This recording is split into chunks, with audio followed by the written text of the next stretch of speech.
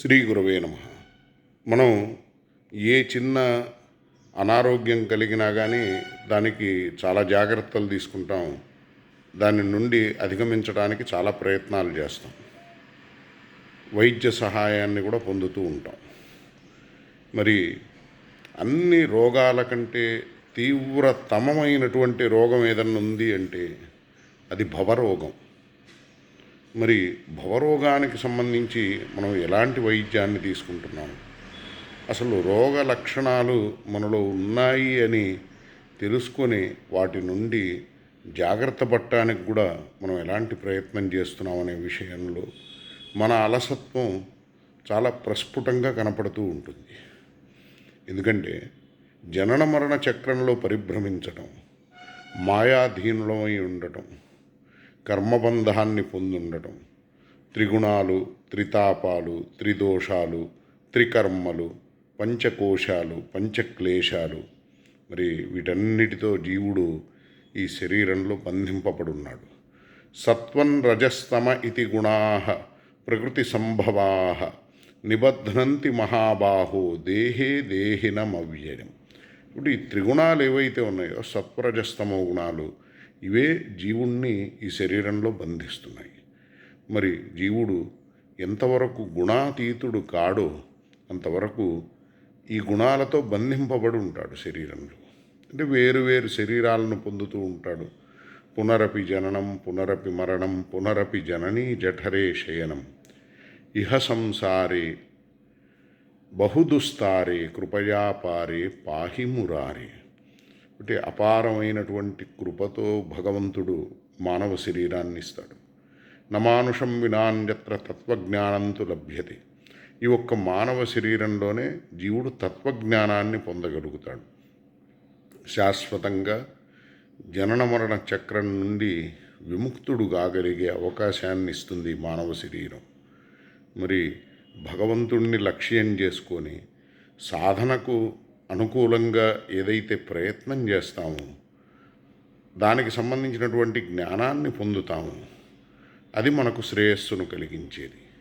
సత్సంగం విషయంలో మనం ఎంత ఆసక్తిని కలిగి ఉంటున్నాము, ఎంత సమయాన్ని, ఎంత ఎక్కువ సమయాన్ని మన స్వరూపాన్ని తెలుసుకోవడానికి, దానికి అనుకూలమైన ప్రయత్నం చేయడానికి, మనం కోరుకునే శాశ్వతమైన ఆనందాన్ని పొందటానికి. అంటే జీవుడు కోరుకునే ఆనందం శాశ్వతమైనది, దివ్యమైనది.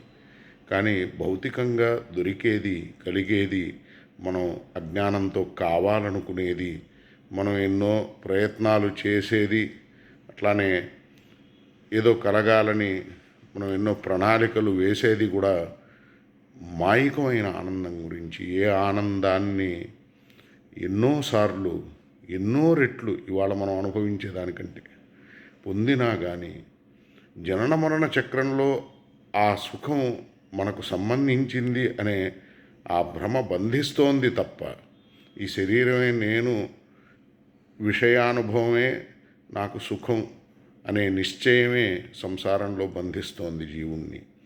మరి వేదాలు, శాస్త్రాలు, పురాణాలు, ఇతిహాసాలు, మహాపురుషులు వీళ్ళు మనకు బోధిస్తున్నటువంటి సత్యం, ఈ శరీరం మనం కాదు, జీవులం మనం. ఇది మనకు అనుభవంలో ఉన్న విషయమే. భగవంతుడిని నమ్మని వాళ్ళు కూడా ఆయన ఆత్మకు శాంతి కలగాలి అంటారు. అంటే ఆయన వేరు, ఆయన ఆత్మ వేరు. అంటే వాళ్ళ ఉద్దేశం ఈ శరీరం ఆత్మ వేరు అని వాళ్ళు పరోక్షంగా చెప్తూనే ఉన్నారు కదా. వాస్తవం శరీరం మనం కాదు, జీవులం మనం. అంటే నాస్తికుడు కూడా శరీరం వేరు, జీవుడు వేరని ఒప్పుకుంటున్నాడు. ఆత్మ మన స్వరూపం. పరమాత్మతోనే అన్ని సంబంధాలు ఉన్నది ఆత్మకు. మరి ఈ శరీరం గృహం, ఇల్లు మనం ఎలా అవుతాం? ఇంట్లో ఉన్నవాళ్ళం మనం. మరి మన సుఖం కోసం, మన శ్రేయస్సు కోసం, శాశ్వతమైన ప్రయోజనం కోసం మనం ఎలాంటి ప్రయత్నం చేస్తున్నాం? ఎందుకంటే నిత్య సన్నిహితో మృత్యు కర్తవ్యో ధర్మ సంగ్రహ అనిత్యాని శరీరాణి విభవో నైవ శాశ్వత. అశాశ్వతమైనటువంటి సంపదలను పెంచుకునే ప్రయత్నం అజ్ఞానమే, మూర్ఖత్వమే. మరి నిత్య సన్నిహితో మృత్యువు సన్నిహితంగా ఉన్నప్పుడు, అంటే ఏ క్షణమైనా మృత్యువు రావచ్చు అనేది శాస్త్రం చెప్తున్నమాట. నహి శ్వశ్వ ఉపాసీత, అంటే రేపటి గురించి కాదు మీరు ఆలోచించాల్సింది, ఈ క్షణం ఇప్పుడు మీరేం చేస్తున్నారు అనేది. ఎందుకంటే ఇప్పుడు దొరికినటువంటి సమయమే అమూల్యమైనది. ఈ సమయాన్ని సదుపయోగం చేసుకోండి, సాధనకు అనుకూలంగా వినియోగించుకోండి అని వేదం చెప్తోంది. ఈ పనిని, అంటే భగవంతుణ్ణి ఉపాసించే అంశాన్ని మీరు వాయిదా వేయద్దు, ఇందులో అలసత్వాన్ని చూపించద్దు అని. అంటే మన శ్రేయస్సును మనం నిర్లక్ష్యం చేస్తే, మన స్వరూపాన్ని మనమే కాదనుకుంటే, మన హితాన్ని మనం వద్దనుకుంటున్నట్లే కదా, మన మీద మనకే జాలి లేనట్లు కదా. మరి దీనిని మించిన పని ఇంకేముంటుంది? శరీర నిర్వహణకు, శరీర పోషణకు ఏది అవసరమో అంతవరకు ఈ సంసారంతో మనకు సంబంధం. మరి శరీరాన్ని కాపాడుకునే వీలు ఉన్నప్పుడు, శరీర నిర్వహణకు, శరీర పోషణకు ఎలాంటి ఇబ్బంది లేనప్పుడు మనం ఏం సాధించాలని, ఏది పొందాలని, గడచిన జన్మలలో ఏది పొందలేదని. ఎందుకంటే ఈ జీవులే ఎందరో ఇంద్రలోకానికి వెళ్ళారు, స్వర్గానికి, ఇంద్ర పదవిని పొందారు, ఎన్నో గొప్ప గొప్ప సుఖాలను మాయిక క్షేత్రంలో అనుభవించారు.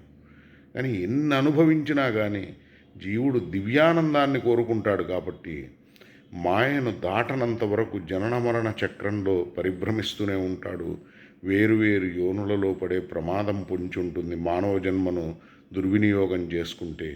అదేవిధంగా నరక యాతనలను పొందే కష్టస్థితి, దారుణమైన పరిస్థితి కూడా దాగుంటుంది. ఒకవేళ ఈ జన్మ యొక్క విశిష్టతను తెలుసుకోకపోతే, దానికి తగిన విధంగా అప్రమత్తంగా ఉండకపోతే, మరి ఇంత భయంకరమైనటువంటి భవరోగాన్ని పోగొట్టే వాస్తవమైనటువంటి వైద్యుడు సద్గురు. సద్గురు వైద్య అంటాడు అందుకే తులసిదాస్. కాబట్టి చిన్న చిన్న రోగాలకే వైద్యులను సంప్రదిస్తే ఎంత భయంకరమైన రోగమైన శరీరానికి సంబంధించి ఈ శరీరం వరకే అది పరిమితమై ఉంటుంది. కానీ భవరోగం అలా కాదు, వేరు వేరు యోనులలో జీవుణ్ణి పరిభ్రమింపజేస్తుంది, వేరువేరు యోనులు కలిగేటట్లు చేస్తుంది, ఎన్నో దుఃఖకరమైనటువంటి పరిస్థితులను ఏర్పరుస్తుంది మాయామోహం. మరి ఆ మోహాన్ని వీడి మన స్వరూపాన్ని తెలుసుకొని మనకున్నటువంటి భవరోగాన్ని పోగొట్టే వైద్యుడైన మహాపురుషుణ్ణి మనం ఆశ్రయించకపోతే మనం శాశ్వతంగా దుఃఖాన్ని పొందటానికే అన్ని ప్రయత్నాలు చేస్తున్నట్లు అవుతుంది. ఎందుకంటే అజ్ఞానాన్ని మూలంగా పెట్టుకొని చేసే ప్రయత్నం దుఃఖాన్ని కలిగించేదే అవుతుంది. జ్ఞానాన్ని మూలంగా పెట్టుకొని చేసే ప్రయత్నం మన దుఃఖాలను దూరం చేసేదవుతుంది, ఆనందాన్ని కలిగించేదవుతుంది. అంటే నేను శరీరం అనే భావం ఏదైతే ఉందో ఇది భయాన్ని కలిగించేదే, దుఃఖాన్ని పెంచేదే. భయం ద్వితీయాభినివేశతస్యాదీషాదపేతస్య విపర్యయో స్మృతి తన్మాయజాతో బుధ ఆభజేత్తం భక్త్యైకజేషం గురుదేవతాత్మ అని వ్యాస మహర్షి చెప్తున్నారు. ఇప్పుడు భాగవతంలోని ఈ శ్లోకం చాలా అద్భుతమైనది. ఎందుకంటే అసలు భయం ఎందుకు కలుగుతోంది జీవుడికి వ్యాస మహర్షి చెప్తున్నాడు, ఈ శరీరమే నేను అనుకోవడం వలన. అంటే మన స్వరూపాన్ని మనం మర్చిపోయి మనం కానీ ఈ శరీరాన్ని మనం అనుకోవడమే అన్ని భయాలకు కారణం. మనం ఇంట్లో ఉంటే ఇల్లు మనం ఎందుకు అవుతాం? ఇంట్లో ఉన్నవాళ్ళం మనం అవుతాం. అట్లానే గృహం శరీరం మానుష్యం కదా, ఈ మానవ శరీరం మన గృహం, మనం ఎందుకు అవుతాం? నా శరీరం, నా ఇల్లు, నా వస్తువు, నా కళ్ళు, నా మనస్సు, నా బుద్ధి అంటాం. అంటే బుద్ధి వేరు, నేను వేరు, మనస్సు వేరు, నేను వేరు, ఇల్లు వేరు, నేను వేరు. అట్లానే శరీరం వేరు, నేను వేరు. ఈ నేనెవరో ఆ జీవుడు సాక్షాత్తు భగవంతుడికి దాసుడు, భగవంతుడితో నిత్య సంబంధాన్ని కలిగి ఉన్నవాడు. జీవేర స్వరూపహై కృష్ణేర నిత్యదాస. కాబట్టి ఆ భగవంతుడికే నిత్యదాసుడు జీవుడు. దాసభూతో హరేరేవ నాణ్యస్యైవ కదాచన దాసభూతమిదం తస్య జగత్స్థావర జంగమం శ్రీమన్నారాయణ స్వామి జగతాం ప్రభురీశ్వర. మరి ఆ సంబంధాన్ని మనం భావించి భగవంతుడితో మన స్వరూపాన్ని మనం తెలుసుకొని మన శ్రేయస్సు శాశ్వతమైన ఆనందాన్ని పొందడంలో ఇమిడుంది. ఆ శాశ్వతమైనటువంటి ఆనందం భగవంతుడి యొక్క సుఖంలోనే దాగి ఉంది. భగవంతుడే ఆనందం. మరి భగవంతుడి యొక్క సుఖాన్ని అపేక్షించి ఆయనకు చేసే సేవే విశిష్టమైనటువంటిది. నిష్కామ భక్తిని మనం అలవర్చుకోవాలి. మనం భగవంతుణ్ణి కోరుకోవలసింది కేవలం భక్తిని మాత్రమే. అందులోనే మనకు శ్రేయస్సు ఇమిడుంది. ఇంతకంటే జన్మకు ప్రయోజనాన్ని కలిగించే ప్రయత్నం ఇంకొకటి ఉండదు. ఒకవేళ మనం భగవద్భక్తిని సిద్ధింపజేసుకునే ప్రయత్నాన్ని చేస్తే, సాధనను చేస్తే.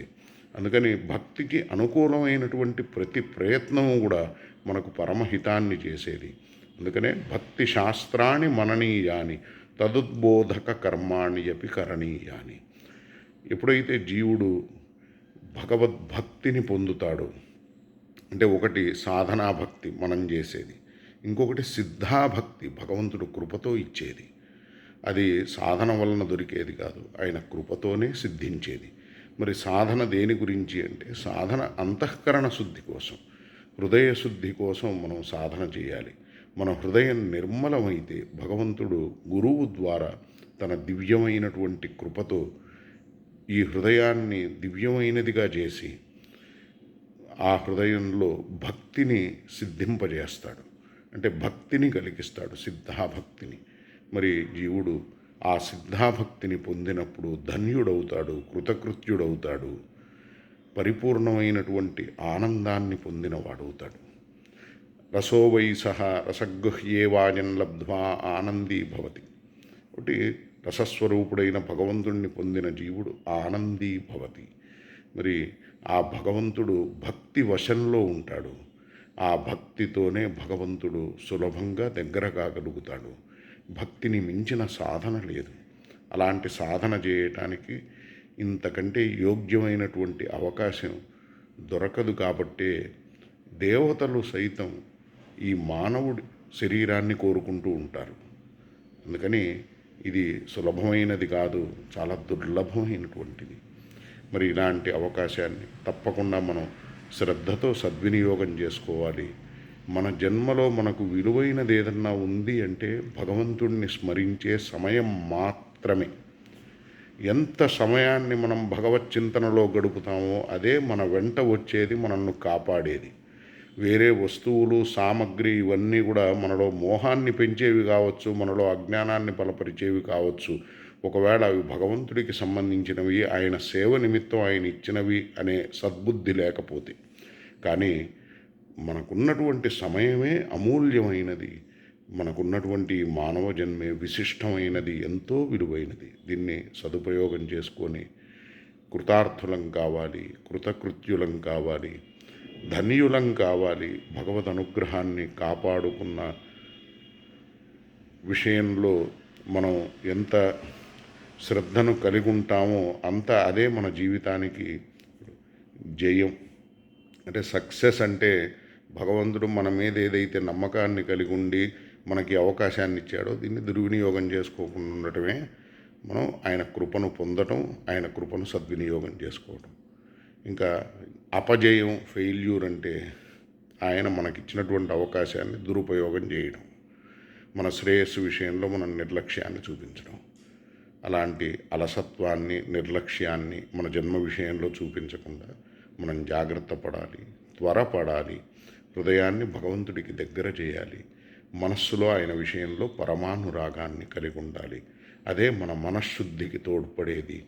ఆ దివ్యమైనటువంటి విషయం ఏదైతే ఉందో మాయాతీత క్షేత్రానికి సంబంధించింది, మాయకు సంబంధించిన సత్వరజస్తమో గుణాలకు సంబంధించిన విషయం కాదది. భగవంతుడు కానీ, ఆయన రూపాలు, ఆయన నామాలు, ఆయన గుణాలు, ఆయన లీలలు, ఆయన ధామాలు, ఆయన జనుడు, వీటిని స్మరించడం వలన అంతఃకరణ శుద్ధి అవుతుంది.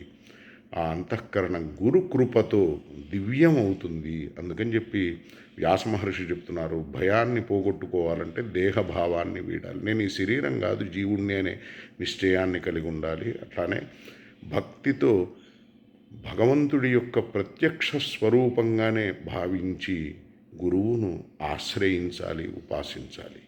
గురు భక్తితోనే భగవంతుడు పరమ ప్రసన్నుడవుతాడు.